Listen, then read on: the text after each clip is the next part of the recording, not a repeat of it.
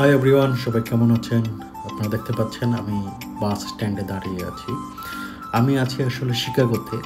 আমি বাসে করে দুপুরের খাবার খেতে যাচ্ছি এবং সেখান থেকে আমি কিছু খাবার কিনে নিয়ে আসবো। তো গুগল ম্যাপে আমি যখন দেখতেছিলাম, তো আমার হোটেল হচ্ছে রেনেসেন্স। এখান থেকে দেখাচ্ছিল যে মেট্রো স্টেশন যেটা ব্লু লাইন আছে তার পাশেই বাস স্টপেজ আছে। সো আমার বাস নাম্বার ছিল 290। আমি সেই বাসে উঠবো। তো সামনে যাচ্ছি আমি এখন। তো বলে রাখি, বাসে ওঠার জন্য আপনাকে হচ্ছে বাসের টিকিট কাটতে হয় কিওস্ক মেশিন থেকে, অথবা ওদের হচ্ছে মোবাইল ব্যাংকিং সিস্টেমে টিকিট কাটা যায়। তো আমি কিওস্ক মেশিন থেকে একদিনের পাস কিনেছি, যেটা আপনি দেখতে পাচ্ছেন যে আমি মাত্র পাসটা করলাম। তো এই পাঞ্চ করার আগের টিকিটটা আমি কিনেছি কিওস্ক মেশিন থেকে $5 দিয়ে। এই টিকিটটা আমার একদিনের পাস। এটা হচ্ছে গুগল ম্যাপ, যেটা ফলো করে আমি আসলে যাচ্ছিলাম। তো গুগল ম্যাপে টাইম শো দেখায় যে বাস কয়টায় আসবে। তো আমি জাস্ট বাসে উঠেছি। বাসটা 10টা স্টপেজ পার করে আমাকে আমার ডেস্টিনেশনে নামাবে। দেন ওইখান থেকে 2 মিনিটের ওয়াক। তো বাসটা দেখতে দেখতে চলতে শুরু করলো। বাসটা টাইম ছিল হচ্ছে আপনার, আমি বাস স্টপে আসারও 20 মিনিট পরে, এবং বাসটা ঠিক 20 মিনিট পরেই ছেড়েছে। তো ছাড়ার পরে জাস্ট একটা টার্ন নিচ্ছে। টার্ন নেওয়ার সময় হঠাৎ করে আমি দেখতে পারলাম যে আমি লাস্ট উইকে একটা হোটেলে ছিলাম এখানে। সেই হোটেলটা ঠিক কাছ দিয়েই যাচ্ছি, এবং এই হোটেলটা যেটা হলিডে ইন, যেটাতে আমি গত সপ্তাহে ছিলাম, আপনারা দেখতে পাচ্ছেন হলিডে ইন হোটেলটা।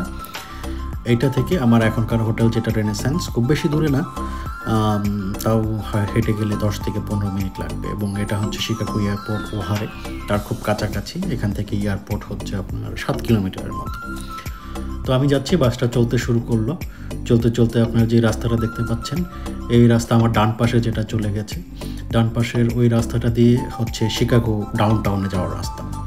এবং ওই রাস্তাটার মাঝখানেই হচ্ছে ট্রেন লাইন আছে, যেটা ব্লু লাইনের কথা বলতেছিলাম।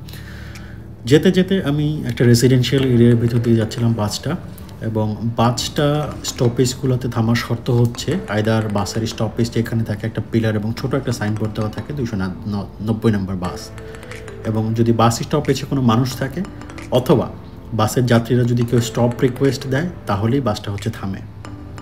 স্টপ রিকোয়েস্ট দেওয়ার জন্য বাসের সিটের পাশে হচ্ছে একটা তারের মতো আছে, সেই তারটা ধরে টান দিতে হয়, অথবা অনেক সময় অনেক বাসে দেখা যায় যে সুইচের মতো আছে, সুইচ টাপলে তখন হচ্ছে বাসটা পরের স্টপেজে থামে।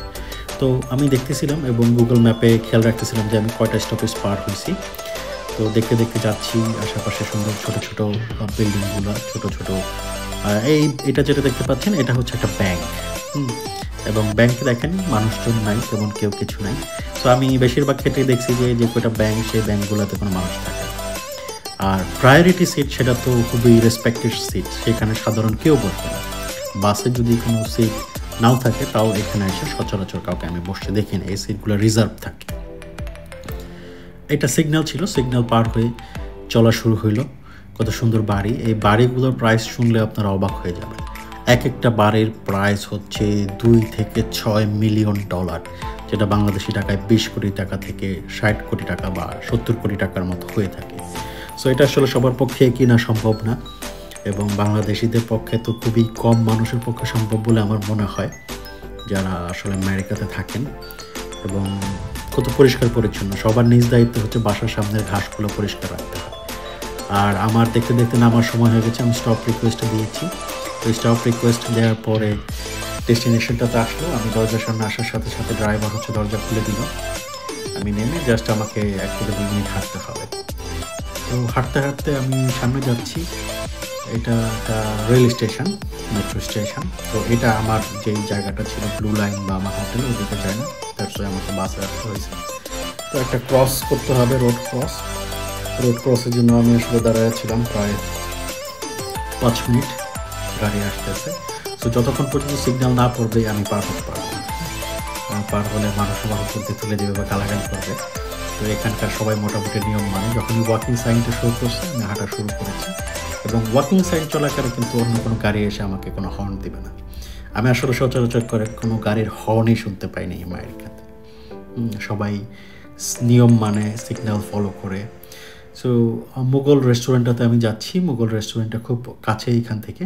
আপনারা দেখতে পাচ্ছেন মুঘল রেস্টুরেন্ট। এটা একটা ইন্ডিয়ান রেস্টুরেন্ট। সো আসলে যখন আমি দেশের বাইরে যাই, আমার খাবারের চাহিদার তালিকা পছন্দের তালিকায় থাকে হচ্ছে ইন্ডিয়ান খাবারগুলা। এবং মুঘল নামটা দেখে আমি আসলে এখানে আসি এবং রেস্টুরেন্টে আসার মূল উদ্দেশ্যটা হচ্ছে আমি এখানে কিছু খাবার খাবো এবং কিছু খাবার নিয়ে যাব আমার জন্য। নরমালি যেটা হয় আমি অনলাইনে খাবার অর্ডার করি। আর এটা হচ্ছে মেনু। তো মেনুতে দেখলাম খাবারগুলো অনেক রকমের খাবার আছে। তো মেনুটা দেখে আমি আমার খাবার চয়েস করতেছিলাম। লাঞ্চ মেনুগুলো মূলত $17 থেকে $20 ভেতরেই ছিল। তো এখানে কল বাটনে ক্লিক করলে কেউ আসবে, এসে আপনার কাছে অর্ডার নিবে। তো রেস্টুরেন্টের যেই ডেকোরেশনটা আমার কাছে মনে হচ্ছিল যে খুব সুন্দর, পরিষ্কার পরিচ্ছন্ন এবং সুন্দর। তো আমি কল বাটনে ক্লিক করার পর একজন আসলেন এবং আমি তাকে অর্ডার দিলাম যে লাঞ্চ যে কম্বো মেনুটা আছে সেটা। কম্বো মেনুতে তরকারি, ডেজার্ট, পরোটা আছে। আমি খুবই অবাক, আমার ভাত কোথায়? তো আমি আবার ডাকলাম। তো ডাকার সাথে সাথে দেখি যে উনি আমার সাথে রাইস এবং স্টার্টারটা নিয়ে আসছেন। তো আমি খাওয়া শুরু করলাম। খেতে খেতে অলমোস্ট অনেকটা খাবারই আমি খেয়ে ফেলেছি এবং সাথে সাথে আমার যে পার্সেল ছিল সেই পার্সেলটা অর্ডার দিলাম। অর্ডার দিয়ে আমি ওয়েট করতেছিলাম কখন আমার খাবারটা আসবে। তো ভিতরটা সুন্দর এবং ভিতর থেকে আমি বাইরের পার্টটাও দেখতেছিলাম। তো আমি একটু যেখানে রোদ আসে এমন জায়গায় বসেছিলাম।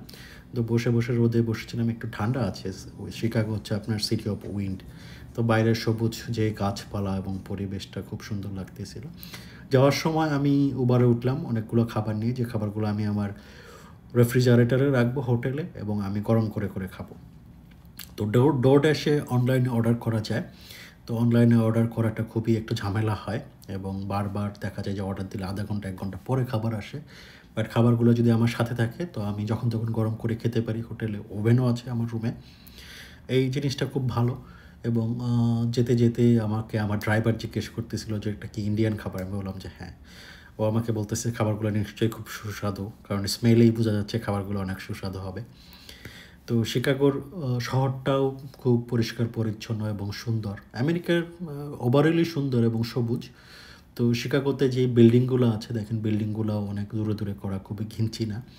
তো যেতে যেতে আমার হোটেলের কাছে আবার চলে আসলাম। আমার হোটেলের সামনে আমাকে হচ্ছে উবার ড্রাইভারটা ড্রপ করে দিল।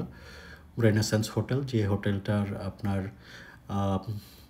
ডেভেলপার দেখাচ্ছে যে বনভয় ম্যারিওটের একটা সিস্টার কনসার্ন।